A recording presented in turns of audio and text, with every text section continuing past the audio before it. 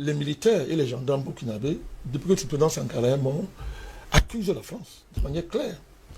Les Français sont venus un jour après l'assassinat de Sankara, de l'immortel Sankara, 16 octobre, un jour, 16 octobre 97, je crois. Oui, 87. 87, pardon, 87, je vous avoue que l'on m'excuse. Le lendemain, le 16. Les gendarmes français ont débarqué, on précise bien, un certain capitaine Barry, pour effacer les écoutes. Pour effacer les traces, effacer les écoutes, pour qu'il n'y ait pas de traces. Alors, effacer, mais amener les vraies écoutes en France. Vous suivez mon regard. Oui. Et monsieur Macron, le Jupitérien, quand il est arrivé à Ouaga lors de son dernier voyage, il a promis de déclassifier les documents pour qu'enfin la vérité soit connue et que la justice avance sur la question. Et à la dernière minute, comme d'habitude, il a fait un tour de passe-passe pour commencer à distinguer, n'est-ce pas, archives diplomatiques et archives secret défense. Allez comprendre quelque chose. C'est-à-dire, allez comprendre quelque chose. Alors, qu'est-ce qu'on cache dans l'affaire? Les traces, les éléments clés de cette affaire, de l'effacement des écoutes téléphoniques, qui sont la clé qui permet de voir exactement qui est au cœur de l'affaire. Historiquement, nous connaissons déjà la vérité. La France, à travers Houphouët-Boigny, n'est-ce pas, a décidé de tuer celui qui incarnait la révolution africaine, de le tuer. Et comme d'habitude, on a fabriqué des nègres, des sosies noirs pour exécuter la basse besogne. Et vous, maintenant, j'entre dans le fond, vous comprenez comment on tient les chefs d'État africains, comment on fabrique des faux présidents qui sont en fait des agents. Imaginez-vous, à travers les écoutes qu'on a effacées, mais qui en réalité sont conservées en France sur secret défense, qu'on nous dit aujourd'hui qu'il ne faut pas confondre ça avec les archives diplomatiques, n'est-ce pas, pour justifier que ça soit toujours non déclassifié, malgré la promesse du Jupitérien, n'est-ce pas, du Jupitérien, qui n'est pas un être humain. Donc, malheur à ceux qui ont cru à ces promesses. Donc, alors, jusqu'aujourd'hui, la vérité ne sera jamais sûre. Mais vous voyez comment on tient nos présidents. Qu'attendez-vous d'un président? Celui qu'on a appelé Blaise Compaoré, lorsque on le fait chanter comme ça, matin, midi, soir, on fait payer sur sa tête l'épée de Damoclès qu'on va te livrer parce que on va dire que c'est toi qui as tué ton frère, chez qui tu mangeais, chez qui tu as grandi. Jusqu'à aujourd'hui, les parents de Compaoré et ceux qui, dans la famille, demandent de se comparer, de revenir manger à la maison. Ce qu'il n'a pas fait depuis. De revenir, il n'est plus burkinabé, il est maintenant ivoirien. Donc, reviens manger où tu avais l'habitude de manger hier, pour vous démontrer l'abjection qu'il y a derrière l'affaire. Donc, voilà comment on fabrique des agents qu'on appelle présidents, on place à la tête de nos États. Comment tu peux arriver au pouvoir de cette manière? Que peux-tu apporter à ton peuple, M. Ngo? C'est ça qu'il faut interroger. C'est-à-dire, le fond de l'affaire, c'est ça. C'est-à-dire, comment on place les gens comme président chez nous. M. Compaoré était l'ami intime de Sankara. C'était son frère, il mangeait chez lui. Et qu'est-ce qu'on fait? Comme Sankara brillait, illuminait le continent de la véritable lumière révolutionnaire, la France, ennemi du continent africain, ennemi du continent africain, et ennemi que nous allons écraser. On va écraser, si elle n'est pas déjà écrasée. La France sera écrasée, c'est clair. Du moins, cette France-là sera écrasée. Pas l'Afrique qui est debout. La France organise, par le truchement de M. Houphouët-Boigny, une calamité pour l'Afrique, M. Houphouët-Boigny. Avant de le faire, on colle à M. Compaoré comme épouse une proche de M. Boigny pour le tenir. Oui. Il tue son frère et il engage ce qu'il appelle la rectification. Et cette rectification, bizarrement, n'a jamais atteint le 1 millième du bilan de la révolution, de 4 ans seulement. En 4 ans, Sankara a changé le mode de vie. Il a changé la vie au Burkina Faso. En 4 ans, Sankara a inventé, il a fait ce qu'on appelle bonne gouvernance, avant que le FMI ne le copie, pour commencer à implémenter ça. Il a démontré qu'en une année, on change la vie de ses compatriotes quand on est sérieux, quand on aime le peuple. Ce monsieur n'avait pas de salaire. Là, on comparait venir établir un train de vie artificiellement bourgeois, sous-bourgeois d'ailleurs, pour que les princes s'engraissent au détriment du peuple. Le président Sankara travaillait pour rien. 150 000 francs de salaire. Sa femme ne touchait plus que lui. Il roulait en Renault 5. Gosse. On ne voulait pas voir ça. Qui devait encore acheter les voitures françaises? L'argent devait encore transiter par où pour aller en France? On l'a assassiné, M. Ngo. Ça, c'est le premier élément de fond, l'enjeu de l'affaire. Le deuxième enjeu, M. Ngo, que je vais soulever, c'est quoi? C'est que vous voyez encore une fois de plus ce qui se passe. Tout ce procès, observez bien, les qui sont devant, les qui ont mis en avant. La France se présente comme le pays béni comme d'habitude, le pays gentil, qui aide à la justice. Elle aide à la justice. Alors qui est devant? Et personne ne va pleurer sur cette racaille de Compaoré. Qui va pleurer sur lui? Mais une fois le plus qui est devant, c'est Compaoré. C'est le général Diendéré, c'est eux qu'on met en avant. personne, on ne parle plus de la France, elle va se blanchir comme d'habitude. Et les nègres vont s'entretuer. Mais c'est la France qui a tué Sankara. Il faut le dire. Parce qu'on veut tout faire pour dire que Compaoré, bien sûr, c'est un minable exécutant. Oui. Je répète, personne ne va se plaindre du sort de Compaoré. Minable comme il est. Et misérable, personne. Mais de grâce, il ne faut pas blanchir la France en mettant seulement en avant M. Compaoré. En mettant seulement en avant les Diendéré. Mais il faut rappeler que ce crime abject porte l'estampille de la France qui a conçu le projet, qui l'a organisé, qui l'a financé sur le plan logistique et sur le plan financier, et qui a placé et qui a mis devant, comme d'habitude, un nègre maudit qu'on appelle Compaoré et tous ses complices.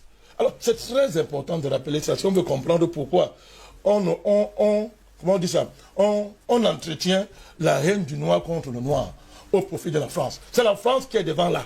Il faut que les gens comprennent ça si on va avancer dans ce combat. Et on va avancer. Parce que sinon on passera le temps en s'entretuer. Oui. Il faut être ferme envers les traites. Ça c'est clair. Mais sans dédouaner la France. Et le deuxième enjeu que je soulève, il y a une figure symbolique, Achille Mbembe, qui pendant des années s'est caché et a fait rêver des étudiants naïfs. Alors que nous on le dénonçait depuis. Vous voyez des gens comme ça qui font croire que les problèmes de l'Afrique viennent des dirigeants de manière fondamentale, que le problème de l'Afrique ce sont des présidents, et qui aujourd'hui volent au secours de M. Macron. C'est-à-dire que la logique de Mbembe c'est quoi? C'est que dans l'affaire-ci, il ne faut pas accuser la France. Non, c'est un dictateur africain, comme si Compaoré peut être un dictateur. Mais il ne faut pas confondre un sous-préfet et un dictateur. Un dictateur est d'abord souverain. Hein. Oui. Un dictateur est d'abord... Pour un dictateur, il faut être d'abord souverain. Et maintenant, vous utilisez la souveraineté à vos fins personnelles. Nous, on a les arguments scientifiques pour débattre, pas les calomnies du quartier. Mais quelqu'un qui n'est pas un pion, un souffrir peut être dictateur. Comment? De quelle affaire ça? Alors, donc, d'après la logique d'Achille Mbembe, dans l'affaire-ci, la France, c'est la mère patrie qui cherche la justice, qui arbitre les haines internes des Africains entre eux, et sans la France, ils vont s'entretuer. Et vous voyez comment, monsieur, il vaut le secours de M. Macron. M. Mbembe dit que non, il ne faut pas causer avec les dictateurs.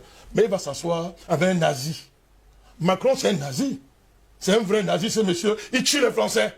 Et il tue les Africains. Il est en tête du projet d'extermination de la population mondiale, M. Macron. Et voilà l'ami d'Achille Mbembe. Et il faut le dire, le deuxième enjeu, c'est ça. C'est-à-dire, ces intellectuels nazis, ces universitaires, c'est-à-dire, agents organiques nazis du XXIe siècle, il faut leur dénoncer, M. Ngoz. Parce qu'ils font confondre universitaires et intellectuels. Parce que les terres là vont sortir, hein, et pour masquer les vrais enjeux de ce procès. Le troisième enjeu, il est symbolique. Pourquoi? Regardez la coïncidence des événements. La racaille Compaoré, en attendant qu'on convoque la France, parce que c'est la France qu'il faut convoquer. Tous ces procès seront purement minables si la France n'est pas convoquée au tribunal. Et ça va arriver. Ça va arriver, M. Ngoz. Si actuellement les présidents africains peuvent le faire, nous on le fera. Ça va arriver. Donc, coïncidence des événements, M. Compaoré est convoqué à comparaître sur cette affaire quand Gbagbo est libéré. Ils sont ministres, ça vous dit rien. Cette racaille qu'on appelle Compaoré, hébergeant des terroristes au Burkina, avait dit à Gbagbo, on va t'envoyer à la Cour pénale. C'est ce qui est arrivé, non? Maintenant que le héros mondial est réhabilité, maintenant qu'on va fermer la CPI, organisation criminelle, maintenant que lui et son ministre sont réhabilités, c'est-à-dire on n'a rien trouvé, rien, ils sont blancs comme un chemise. Peu! La vérité rattrape la racaille Compaoré sur ce qu'il est réellement, un minable. Nous proposons au président Gbagbo et son ministre, quand ils vont rentrer, de visiter M. Compaoré et de lui demander s'il est ivoirien ou bien s'il est burkinabé. De le visiter. Je suis très sérieux. Ça, c'est le quatrième enjeu. Il est symbolique, mais il est profond. Le cinquième enjeu, je termine par là, la question du terrorisme. Vous comprenez pourquoi Compaoré avait transformé le Burkina en capitale des terroristes? Mais à cause des écoutes, on le tenait. Si tu ne fais pas, on va te livrer au monde. Tu as tué Sankara. Le gars était obligé d'être celui qui protégeait les terroristes que la France cachait au Burkina Faso pour qu'ils aient perpétré le crime. Vous comprenez aujourd'hui la suite. Pourquoi le Burkina Faso brûle, M. Ngoz, brûle. Pourquoi le président Marc Roch-Christian Kaboré est tenu jusqu'ici, depuis qu'on a découvert que le Burkina c'est une nappe pétrolière. La France veut ça. Le pays brûle. On retourne les agents que Compaoré a longtemps fabriqués et hébergés pour le compte de la France et pour se protéger. On le retourne aujourd'hui contre le Burkina Faso. Mais est-ce que les Africains peuvent tirer les leçons de l'histoire? est-ce que le président Marc-Christian Kaboré, que nous soutenons alors que son pays ploie sur ce crime-là organisé par la France, est-ce que les gens vont tirer les leçons de l'histoire? Est-ce que les élites africaines vont tirer les leçons de l'histoire? Que collaborer avec la France, collaborer avec l'Occident contre les peuples est vain. Président Madakani, sur le continent africain, il y a toujours des conspirations. On va toujours de conspiration en conspiration. Et tout à l'heure, le docteur Jean-Paul Bérec parlait justement de Sun Tzu, qui est l'auteur de l'art de la guerre. Et sans oublier bien sûr César, qui ont une politique extraordinaire, qui est d'ailleurs une politique bien calquée sur le continent africain. Le diviser pour mieux régner. Doit-on demeurer justement dans cette logique? N'est-il pas aujourd'hui de bon ton d'échanger, que les Africains comprennent immédiatement que l'objectif de l'Occident, c'est toujours de nous diviser? Pour changer, il faut remporter la guerre idéologique. Oui. La guerre philosophique. 3A, propriétaire des dossiers, Oui. j'aime le rappeler, vient de soulever une question importante. La capacité à écrire notre histoire nous-mêmes, à l'interpréter, à le conceptualiser par nous-mêmes, en passant par la figure de Sankara. Quel est le projet qu'il portait? J'y reviendrai. C'est fondamental. Monsieur Ngoud, la question est simple. Oui. Tant que nous n'arrivons pas à diagnostiquer sérieusement pourquoi nous sommes dans ce que nous sommes, ça ne marchera pas. Et le génie de l'Occident, génie maléfique bien sûr, je l'ai toujours dit. Même dans votre coup de gueule, vous avez d'ailleurs souligné ce détail. Tout à fait. Le génie de l'Occident, c'est d'avoir fabriqué le nègre. Le nègre, c'est pas le noir. Il y a une guerre là-dedans. Exactement. Il y a une guerre dans ça où les gens disent qu'il nous faut assumer le nègre créé par le blanc. Oui. Moi, je ne suis pas d'accord avec ça, ça ne marche pas. Parce que le nègre, c'est un sosie qu'on a fabriqué pour nuire au noir. Pour nuire au noir. Mais c'est clair. Je vous dis pourquoi, soyons concrets. Quand vous avez des gens comme la Achille Mbembe, qui vous disent que l'esclave, qui a la propriété de son maître, peut être responsable de ses actes en plein esclavage, il y a un problème. Parce que dit là, très sérieux pour ça. Ouais. Ça dit que vous avez des gens, Achille Mbembe, soi-disant intellectuels. Au lieu de faire son commerce doucement, il ose se passer pour quelqu'un qui peut éclairer les Africains. Alors que c'est lui qui est dans les ténèbres les plus profondes. Faire croire qu'il y a des esclaves, qui est en situation d'esclavage. C'est-à-dire que les propriétés de son maître peut être responsable de ses actes. Pour dire quoi? Que l'Afrique est en esclavage, ça n'a jamais cessé. Ça n'a jamais cessé, c'est ça le problème. Et pendant qu'on est en esclavage, le maître se donne le droit, par la violence, la force, la ruse, d'écrire notre histoire à notre place. Monsieur ici, il faut couper d'abord la tête du maître d'esclave. J'ai dit couper sa tête. Il faut couper la tête physiquement du maître avant de commencer à faire quoi que ce soit. Tous ceux qui veulent raconter des histoires qui contournent là, pour dire que l'esclave est responsable de son sort plus que le maître, ils ont un problème. Ce sont des nazis. Parce qu'ils n'ont aucune humanité en eux à la fin. Maintenant, il faut quand même avoir un peu de compassion pour celui qui souffre. Un peu de compassion. C'est ça aussi notre humanité. Avoir de la compassion pour celui qui souffre. Parce que c'est insemblable. Nous avons eu indiqué par le passé que le maître lui-même il est malade. Et il faut le guérir de sa maladie qui consiste à défigurer l'humain dans l'esclave. Le maître c'est un malade. Les nazis sont des malades. Tous les dirigeants européens là sont des malades mentaux. Hein, en commençant par le jupitérien qui est en France. Parce que ce sont des esclavagistes. Et l'esclavagiste est le premier malade qui a sur cette terre. Parce qu'il est esclavagiste, il défigure l'humain dans l'autre. Donc, ils sont tous malades. Et c'est quand l'esclave coupe la tête du maître qui participe à sa guérison.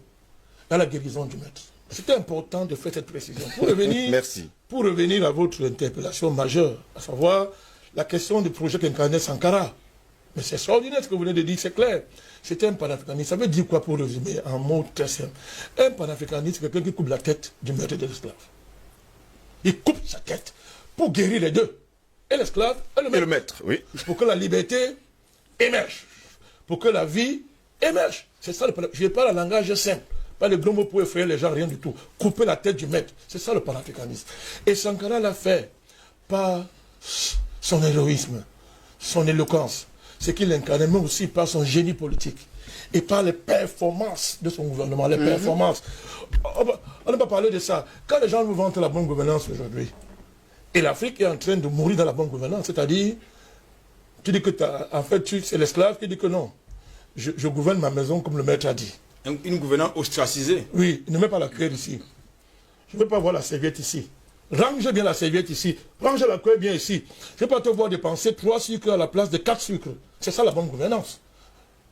Mais c'est même pire, c'est-à-dire que c'est l'esclavage au niveau, le stade le plus élevé. Quand Sankara a démontré, en comptant sur nous-mêmes, qu'on peut se développer. En 4 ans, il a changé la vue des Burkinabés. En 25 ans, le pouvoir, qu'on pourrait enfoncer les Burkinabés, et il s'enrichissait, lui et son clan villageois. Ce sont des faits. On va également oublier un président Badakani, le rapprochement de Thomas Sankara avec Cuba, qui lui donnait justement des conseils comment vivre et comment développer justement son pays. Là encore, c'est l'autre problème qu'a créé d'ailleurs Sankara auprès de la France. Appelons ça un problème, mais c'est ce qu'il va falloir faire, puisque ce n'est pas un problème. Oui. Pourquoi? Parce que non, c'est important. Vous savez pourquoi j'insiste là-dessus? Il faut bien que nous éclairions nos téléspectateurs. J'insiste parce que les journalistes, les intellectuels stipendiés par la France, des gens comme Lachine Bembe, disent que c'était le romantisme révolutionnaire. Et que non, il ne faut plus rêver comme ça. Il faut être pragmatique. Mais c'est le rêve en termes de comparaison, performance. Le rêve a dépassé le pragmatisme de très loin. Pragmatique, comparé à faire quoi pour les Burkinabés? Comparons au rêveur Sankara. Et en Afrique, quel est le bilan des pragmatiques? Et quel est le bilan des rêveurs? Dans l'histoire de l'Afrique, ceux qui ont fait avancer l'Afrique en tout temps, c'était les rêveurs.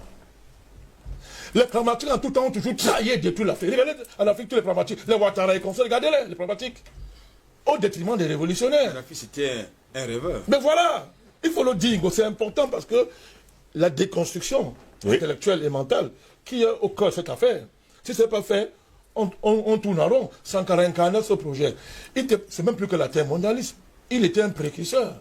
La terre mondialisme vient après. Il était au-delà de ça. Parce que quand vous convoquez l'alliance avec le Cuba, c'était quoi?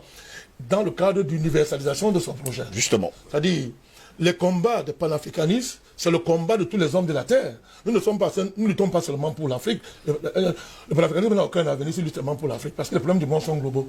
Il nous faut nous occuper de tous les habitants de la terre. Sankara avait compris ça. D'où les alliances progressistes. Sankara était un vrai progressiste. C'est-à-dire, cette philosophie sankariste, c'est la philosophie révolutionnaire au sens noble du mot. C'est tout. La révolution, c'est quoi? C'est qu'on n'accepte pas dans un pays que les richesses soient confisquées par une minorité. C'est des prétextes divers.